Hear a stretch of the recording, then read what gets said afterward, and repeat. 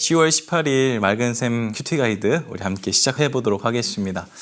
우리가 함께 볼 하나님 말씀은 호세아 10장 1절에서부터 15절까지의 말씀인데요. 저희가 계속 호세아서를 보고 있는데 호세아서를 통해서 하나님의 뜻이 무엇인지 함께 나눠보기를 소원합니다.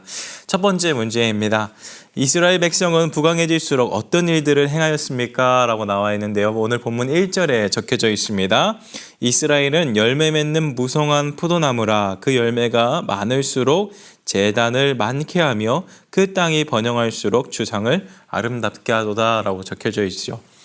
포도나무에 포도가 많이 있을수록 우상의 제단들이 많아지고 땅이 번영하면서 우상들의 모습인 주상들이 많아졌다고 합니다.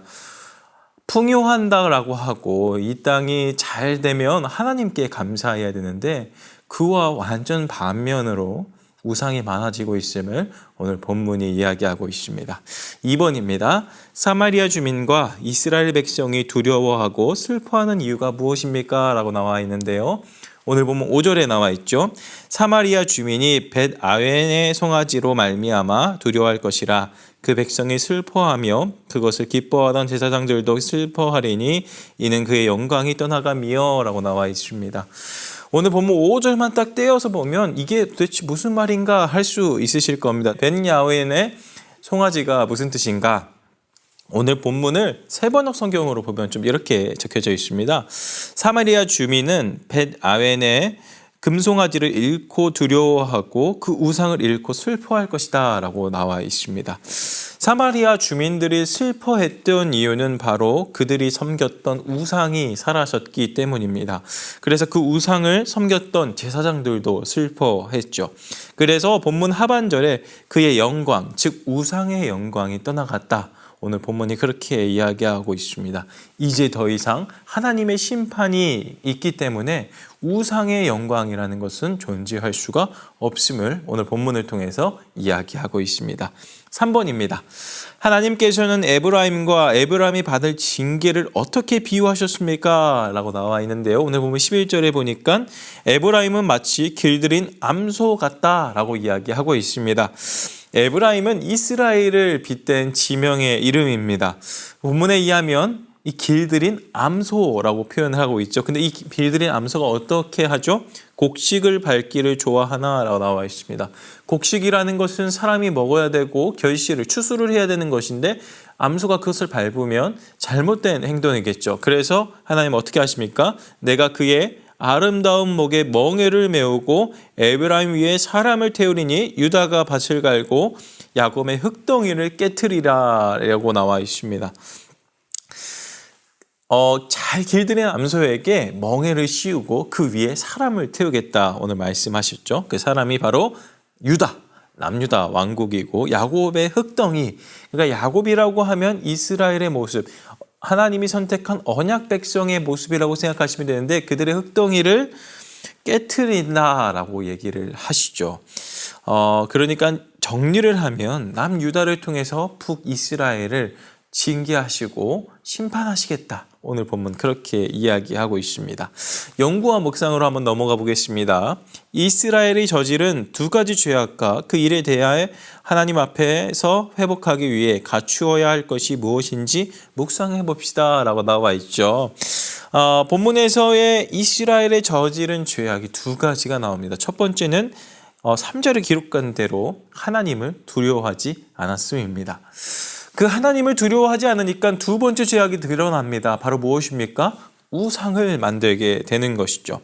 하나님을 떠나는 모든 사람들은 반드시 하나님을 두려워하지 않게 되고 그 결과로 우상을 만들어냅니다. 이런 완악한 이스라엘을 향하여 하나님께서는 12절을 통해서 이렇게 말씀하시죠. 너희가 자기를 위하여 공의를 심고 인애를 거두라. 너희는 묵은 땅을 기경하라 라고 이야기하고 있습니다. 하나님에 대한 공의와 하나님에 대한 인애를 회복하라. 그것이 바로 묵은 땅을 기경하는 것이다. 오늘 보면 그렇게 이야기하고 있습니다. 여호와 하나님을 찾을 때라고 하반절에 우리 본문에 등장하고 있는데요. 그때에 하나님의 공의를 내리시겠다 이야기하고 있습니다.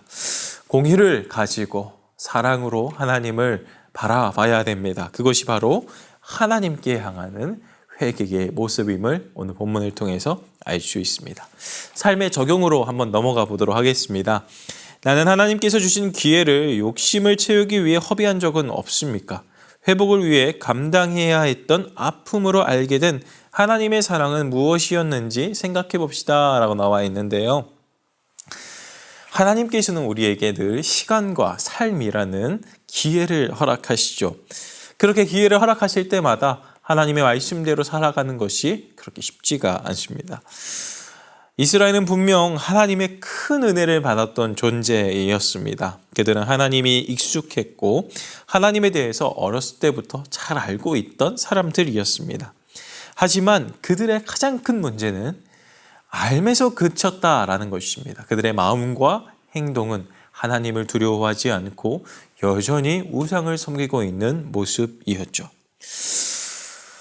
그래서 우리는 이 호세아서를 통해서 하나님의 이 이스라엘 백성에 대한 경고의 메시지를 보냄을 알고 있습니다.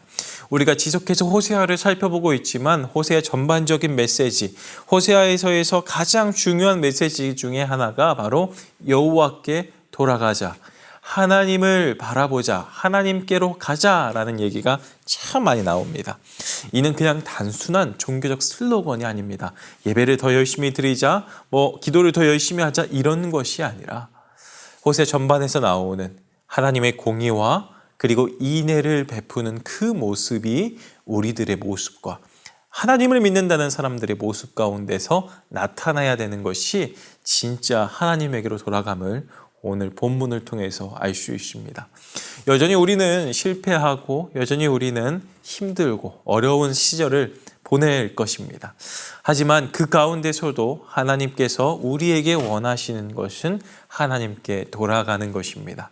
그 하나님께로 돌아간다는 것은 단순히 그저 예배, 종교 생활을 열심히 하는 것이 아니라 정말 우리의 모습과 우리의 마음이 하나님의 공의와 하나님의 인애가 가득 찬 모습, 그리고 그런 마음으로 이웃을 대하는 모습 가운데서 드러남을 알 수 있습니다.